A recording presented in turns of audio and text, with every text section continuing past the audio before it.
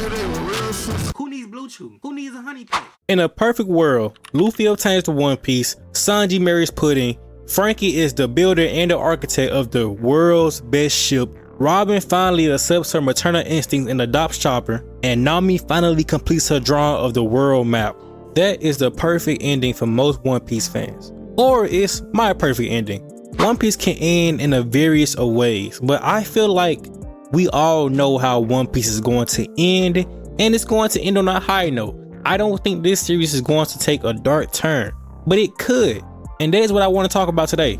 If you have been on social media, whether that's Twitter, Reddit, Facebook, whatever, it is so many theories, and some have valid points and some are just completely BS. And I was scrolling one day and I saw a theory that matched up with my beliefs personally.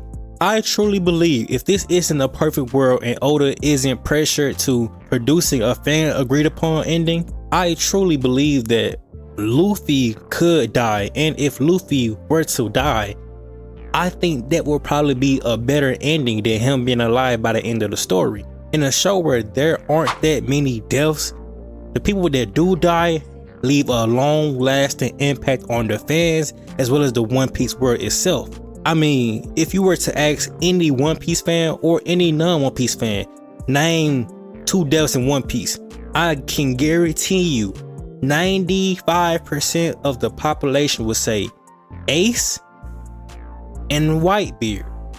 And if you are a real One Piece lover, you got to throw in the death of Kazuki Oden.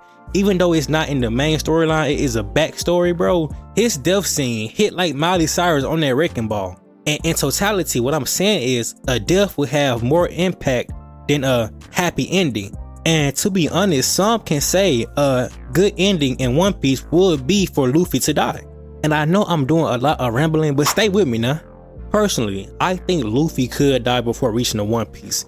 We know that One Piece has some serious dark undertones. Take away the fights, take away all the power-ups, just the story itself, it is very dark.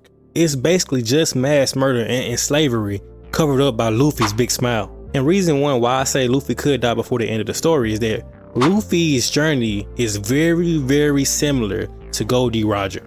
Oda has written him to be damn near a love child of Roger and Joy Boy. From the way they talk, the way they walk, the way they look at life, the big smiles on all 3 of their faces whenever we see them in the story. It is literally the Spider-Man meme. You know, the meme where they all point at each other?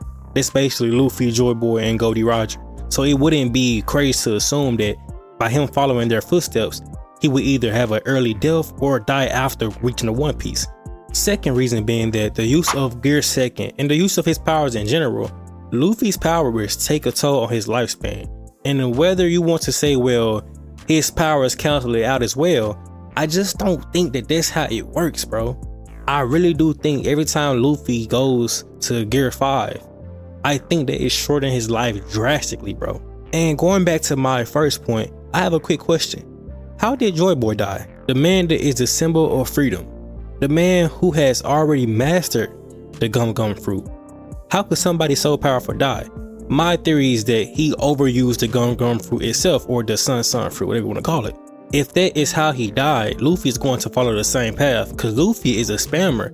Luffy spams Gear 5 like it's nothing. Granted, he doesn't have a choice because the people that he's facing, he has no other way to beat them if he doesn't go Gear 5. Therefore, he's going to continue to use his power over and over and over and over and over and over again. I really do think that's going to be the death of him. But if that doesn't convince you, third reason, the Ivankov treatment.